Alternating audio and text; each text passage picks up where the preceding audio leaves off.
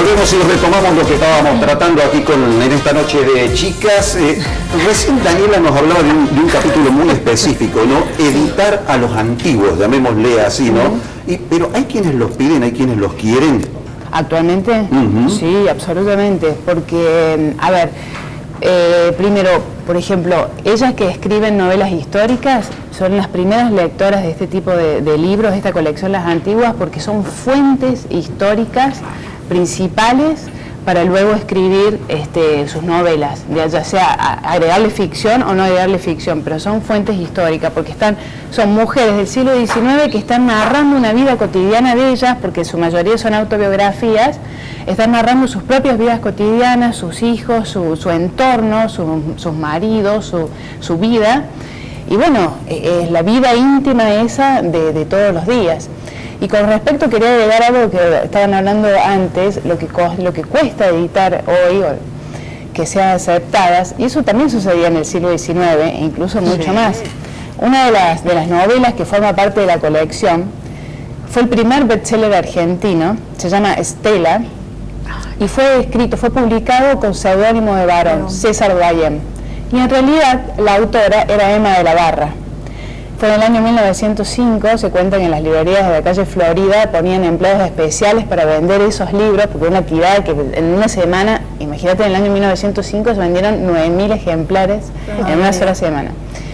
Y luego se conoció que en realidad era una mujer la que lo había escrito. Pero bueno, gran parte de la popularidad y del gran éxito del libro fue que todo el mundo creía que era un varón el autor.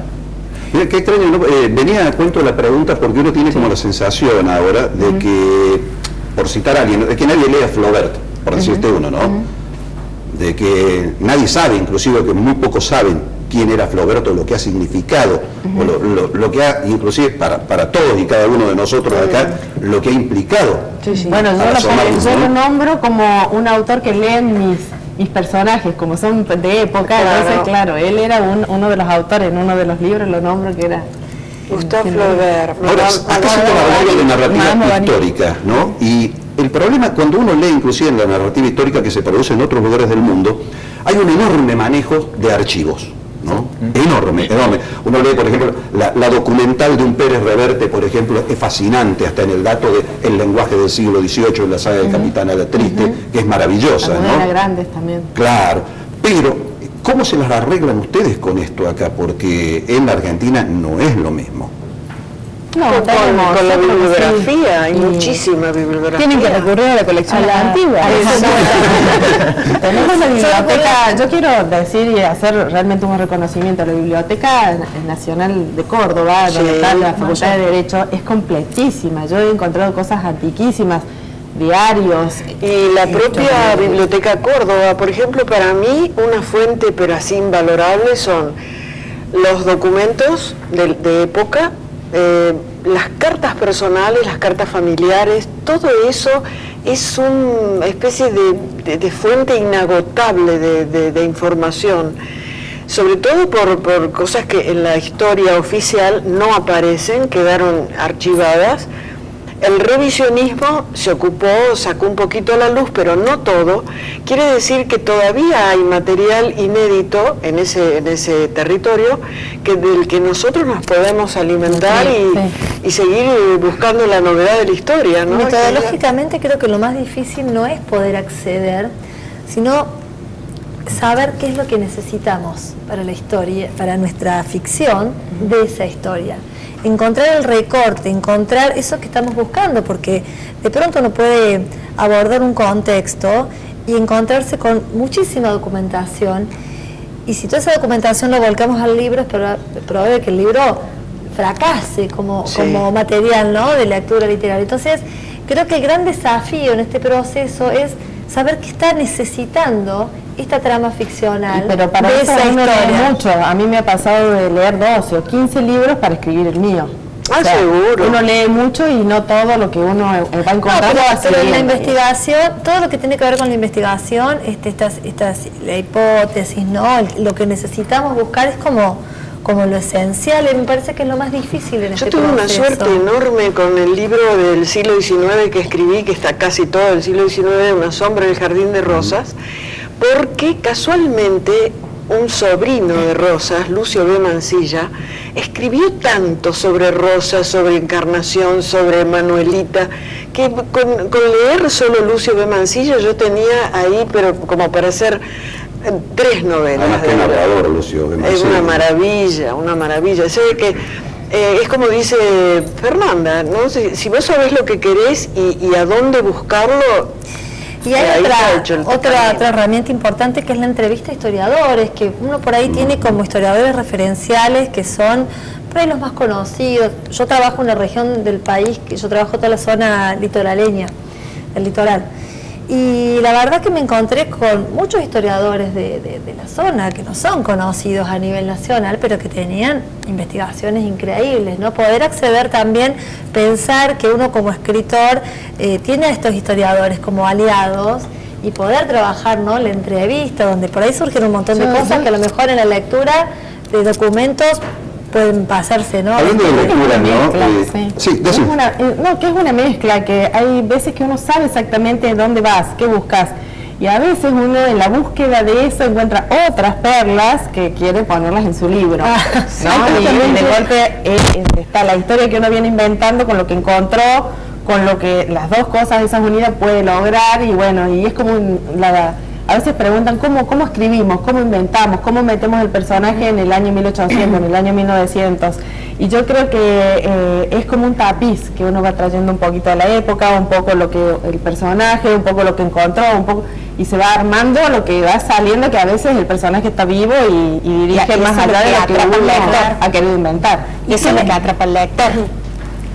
Hablando de lecturas, ¿no? Y dejemos de lado el capítulo de autoayuda, que creo que da para mucho, pero ¿qué pide la gente fuera de autoayuda? Novelas históricas es lo que más vendemos nosotros, al margen de autoayuda. Novela histórica. Novela histórica. La gente busca la novela con una referencia histórica, ¿sí? Hay mucho para ofrecer. Nosotros, los que han ido a la librería, saben que tenemos una mesa exclusiva que prácticamente no la rotamos y no la movemos, de novelas históricas. Me refiero a nunca desaparece. Rotan los libros, pero es una mesa que siempre está, ¿sí? Y lo requieren mucho, tanto las mujeres más grandes, más jóvenes, las que están incursionando con el tema de la novela, de la narrativa, y hay, como yo le decía a las chicas, que yo las catalogo por ahí en novelas históricas románticas, y hoy hay como otro perfil, que es la novela histórica más erótica inclusive, ¿sí? Que ya sube un poquito más de tono, por así decirlo, es más explícita, y que también la buscan muchísimo, igual que las trilogías en las novelas, o sea, se enganchan mucho en lo que son sagas de novelas, y bueno, y nuestra obligación es por ahí ir guiándolos, si incursionan por primera vez, si están buscando algo con historia nacional o con historia cordobesa, que también está bueno. Hay un libro de Viviana que es El secreto bien guardado, que es El Hotel Edén, y que es muy descriptivo lo que se ve, digo, porque prácticamente es verlo, y la gente cuando busca algo relacionado con la historia de Córdoba, por ahí sabes para dónde ir, o en historia nacional. Nosotros tratamos de recomendar cordobesa, ¿sí? Pero hay todo tipo. A mí me pasó que el intendente de La Falda, ese libro transcurre en La Falda, ¿no? Un día me lo cruzo y me dice: yo te quería agradecer ese libro porque me ha traído tanto turismo, porque vienen de otras provincias y vienen por el libro. Entonces se le había incrementado en un 50%, me decía. Van a ver el hotel, Turismo literario. Turismo literario, pero está muy bueno. Es que otra vez que La Falda había salido en los diarios fue por el año 77, cuando capturaron a Francesc Chape, que integraba la colección latina. No es lo mismo. Cuando ustedes eligen una lectura, ¿cuál es la línea? ¿Lo eligen porque es una mujer la que escribe o no? No, porque hemos también leído, por ejemplo, a Federico Mocchia, el italiano. Hemos elegido también un libro de él. O sea, exponemos 2 o 3 títulos. Nos gusta también las hemos debatido a las chicas de Córdoba, las hemos debatido a todas.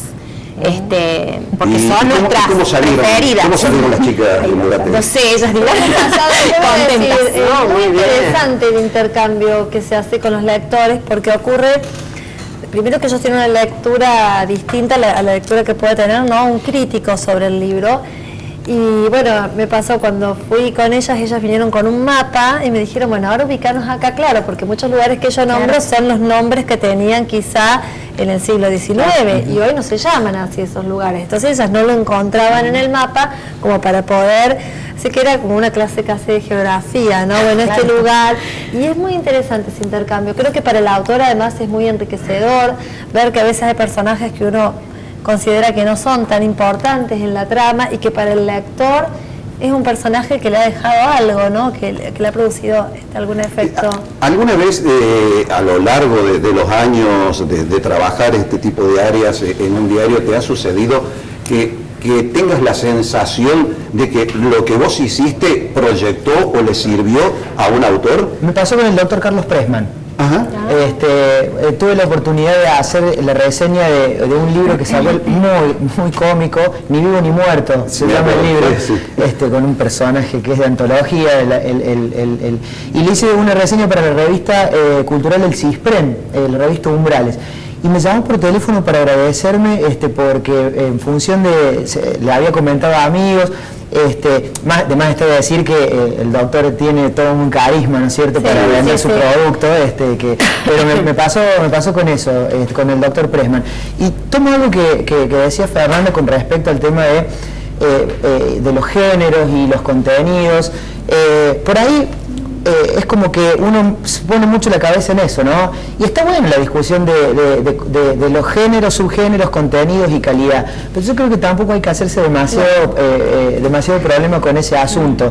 Creo que está buena esas discusiones, creo que hay que darlas, son saludables, pero hoy por hoy, como decían ellas, la interacción que hay con el público de manera directa, con el lector de manera directa, genera ciertos códigos que generan lazos más fuertes todavía.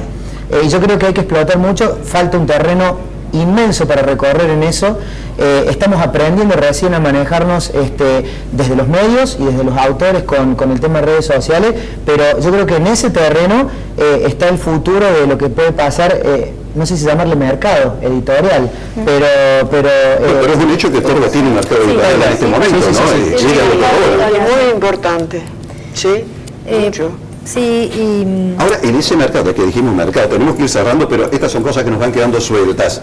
¿A ustedes quiénes las leen? ¿Ustedes saben quién las lee? ¿A ustedes? Sí. Bueno, a ver, tenemos creo que todos recibimos, de hecho, lectoras con las que tenemos, claro, digamos, te escriben por privado a veces lo que les pasó con ese libro, y también los conocemos. Yo Mónica la conozco, digamos, y es lectora, y la conocí como lectora, y tenemos un vínculo que además cuando nos juntamos ya no hablamos de los libros, sino que hablamos de los hijos, de la familia, digamos, se genera una relación que excede, pero no solo las mujeres nos leen los hombres también. Pero muchísimo. A ver, nosotros tenemos fanpage, o sea, Facebook, ¿no?, con mucha gente, y vos lo ves del otro lado, del lado de atrás, digamos, y ahí ves cuánto tenés de hombre y cuánto tenés de mujer, y ahí nos damos cuenta, si bien el hombre no participa tanto, no pone mucha opinión en el Facebook, lee el libro y se mete en la página, se mete en el Facebook, entonces nos muestra del lado de atrás la cantidad de hombres, o sea que hay muchos hombres que leen, se meten en el Facebook y están como silenciosos, no participan tanto. Porque pero eso que decís corrobora una parte medio vergonzante de los tipos, es que ellos ven teatros también. No creo. Pero normalmente no lo reconocen. No lo dijo con ese sentido. Pero ¿sabes que los hombres no compran un libro cuando te compran una novela histórica y vos le decís, es para regalar? No, dejámosla así, que es para mi señora. Y vos te das cuenta que no es para la señora, por ahí, porque te hacen una devolución, o cuando vos le contás el libro, sí, porque anteriormente yo había leído, en realidad mi señora los lee y yo los vuelvo a leer, y como que nunca blanquean que ellos están comprando el libro para ellos. Sí, un libro de política, sí, un libro de deportes, pero no una novela. Pero a mí me parece que ahí no es el prejuicio el tema de que sea una novela histórica, sino que es una novela histórica escrita por una mujer. Si fuera una novela histórica escrita por un hombre, me parece que no tendrían, no sé, no habría ningún problema, pero ocurre con el erotismo, que a mí me llama la atención cómo este género, y además en ámbitos, digamos, de críticos, que se supone que hay como un nivel intelectual, una de las cosas sobre las que se recarga la tinta, digamos, es sobre el erotismo. Y mira cómo presenta el erotismo, y mira que ya es demasiado explícito. Y muchas veces uno se pregunta, digo, a García Márquez, nadie cuestionaba eso. No. Es decir, creo que el cuestionamiento no tiene que ver por cómo esté expuesto el erotismo, que nos puede gustar más o menos, sino porque me parece que lo escribe una mujer. El erotismo vende. Sí. Eso es seguro, eso es seguro. Digo, hablando justamente de modos, ¿no?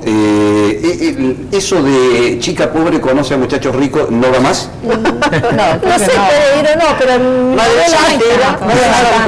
No, porque hay que decírselo a los que escriben teleteatros en la Argentina que no están muy enterados. No, yo creo que no va más. Bueno, es una buena noticia, ya se van a enterar ellos también. Chicas, Fabricio, un gusto haberlos tenido esta noche. Seguramente no va a faltar ocasión en el futuro de volver a abordar estos temas porque hemos dejado un montón de cosas sueltas que merecen ser desarrolladas. Gracias por la visita. Nueva pausa.